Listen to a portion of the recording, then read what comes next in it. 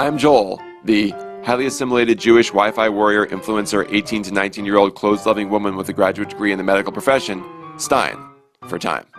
That was Joel Stein, a Time magazine columnist reporting on a phenomenon called data mining. 3 hours after giving his name and email address to the CEO of Reputation.com, he got a call back and had his own social security number read to him. Here, Stein lists off a few of the more intriguing assumptions data mining companies have made about him after years of gathering information on his internet clickstream. In his article, Data Mining, How Companies Know Everything About You, Stein talks about companies like Rapleaf and Exhalate that can track you as you move through the internet and construct a profile about who they think you are and what decisions you're likely to make as a consumer.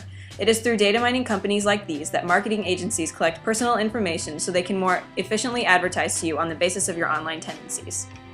According to an article in the New York Times entitled "Should Personal Data Be Personal?", companies spend up to $2 billion on collecting this information because they expect to make all of that money back and then some. Your personal data is extremely lucrative for these companies, and the more you are willing to freely provide it, the more money they stand to gain. Target, for example, has put a lot of effort into gathering exactly this type of information. Through data mining, Target can predict that a woman is pregnant as well as calculate her due date within a 2-week window of accuracy. With such detailed information, they are able to send out ads tailored to specific customers. In an interview in the New York Times, a statistician employed by Target said, "We knew that if we could identify them in their second trimester, there's a good chance we could capture them for years." Clearly, specialized advertisements like these pay off in the end for companies that employ them by helping reel in long-term customers. But as technology continues to develop, companies like Target will soon be able to monitor you in the real world as well as on the internet. In New Scientist magazine, the article entitled "When Advertising Meets Surveillance" details a newly developing system of cameras that can be connected to advertising screens. These cameras can detect the genders of passers-by, their ages, and can scan crowds in order to estimate numbers, demographics, and where people are looking. Some cameras will even be able to tell where multiple people are looking from a few feet away. This will allow ad buyers to instantly tell how long people looked at a commercial and how many people saw it. With these developments, marketers argue that advertising will be more accurate, meaning viewers won't be bombarded with spam, and businesses won't waste money on the people uninterested in their products. So are highly targeted advertisements like these really all that bad? According to Professor Joseph Turow of the University of Pennsylvania, they can be.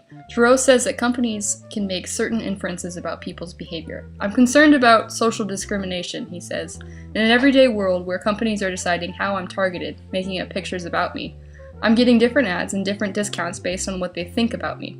Turow worries that in the future, consumers may be placed into reputation silos where products will be marketed to them according to assumptions about both their click streams and their demographics. As time moves on, consumers need to be aware of new ways by which companies can gain increasingly detailed information on their habits and demographics. Through the use of this data, consumers will be living in an age of tailored media, where the chances of being exposed to advertisements that don't fit the image of them marketing companies have compiled are slim to none. Society and media will only be further entrenched in assumptions and generalizations about your age, gender, race, sexuality, and class. Keep this in mind the next time you decide to like a new page on Facebook. It may follow you for the rest of your life.